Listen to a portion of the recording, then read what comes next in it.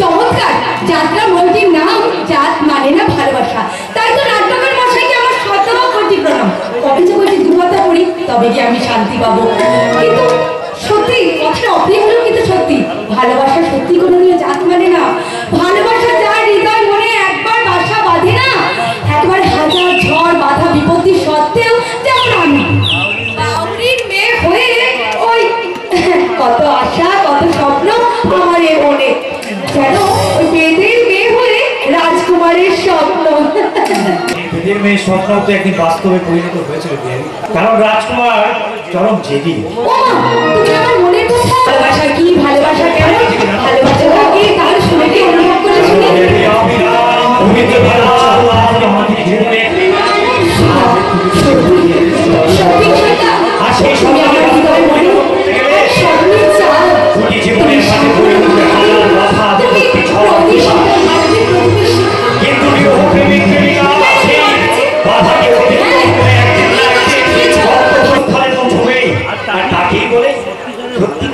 যেমন তুমি আর আমি চিরদিন চিরকাল, আমি তোমার আর তুমি আমার। সত্যি তাই, কিন্তু জানো কি এলি, কাল রাতে আমি একটা দারুণ দুঃস্বপ্ন দেখেছিলাম। দুঃস্বপ্ন?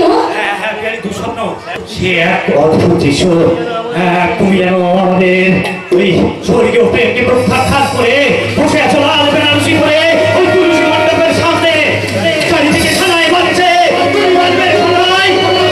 সারা বাড়িটা আমাদের আলোয় আলো হয়ে গেছে। আর আমি ওই ভয়ঙ্কর দৃশ্যটাকে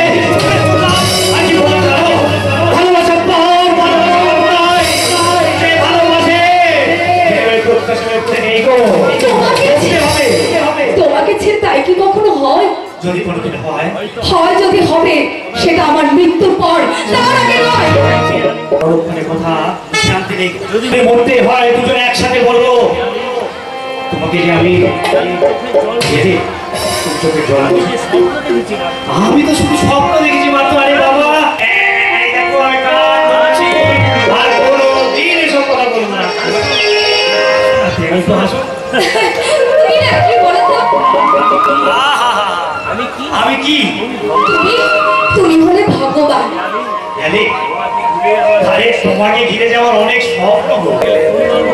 আমি জানো কি করি, আমি সুন্দর কথা তোমার একবার যদি দিনে না দেখতে পাই না, আমি পাগলের মতো অস্থির হয়ে যাবো। জানো তুমি আমাকে এত ভালোবাসো ঈশ্বর, আমার ভালোবাসা কোনো মাপ নেই গোপি। আমি কোনো মাপ কাটি না, আমার ভালোবাসাকে আমি মাপ করতে পারবো না। এক কথায় আমি এখানে দেবদাস। তুমি এত বড় মহৎ, এত বড় উদার তোমার মন, তাই তো তোমার পবিত্র ভালোবাসাকে আমি এমনি ভাবে জড়িয়ে ধরে কি বলবো জানো? ভালোবাসা জীবন থেকে অনেক বড়, ভালোবেসে আমার জীবন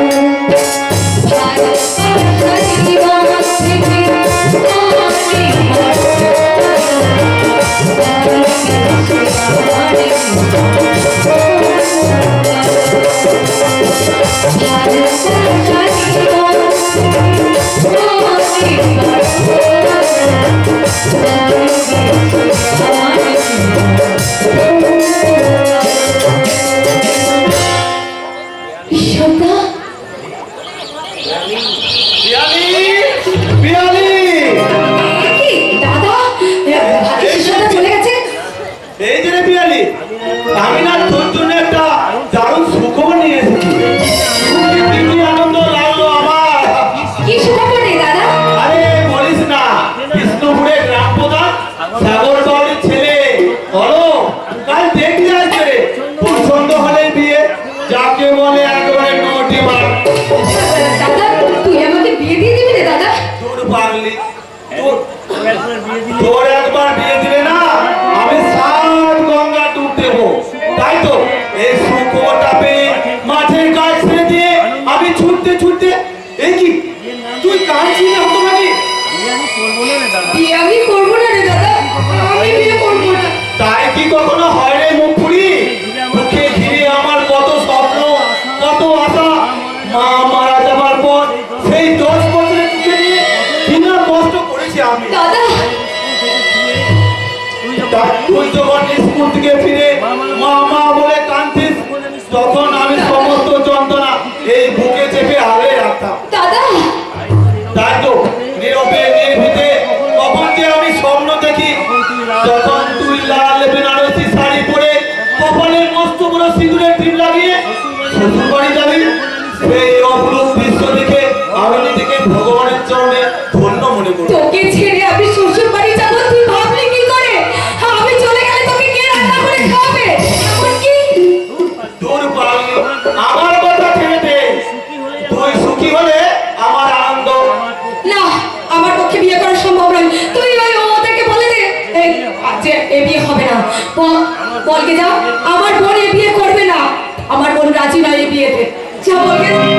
তুই যখন বলছিস আমি জোর করে তোর বিয়ে দেবো না, কিন্তু কিন্তু বড় ভয় হরে বোন। ভয় কিসের ভয় রে দাদা? উপযুক্ত মন বাড়িতে থাকলে সব দাদারই মনে একটা আশঙ্কা জন্ম নেয় রে বোন। কিসের আশঙ্কা? কেন?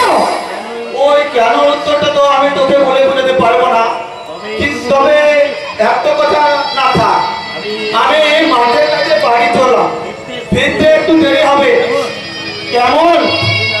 আমি জানি দাদা, তুই না বলেও আমি জানি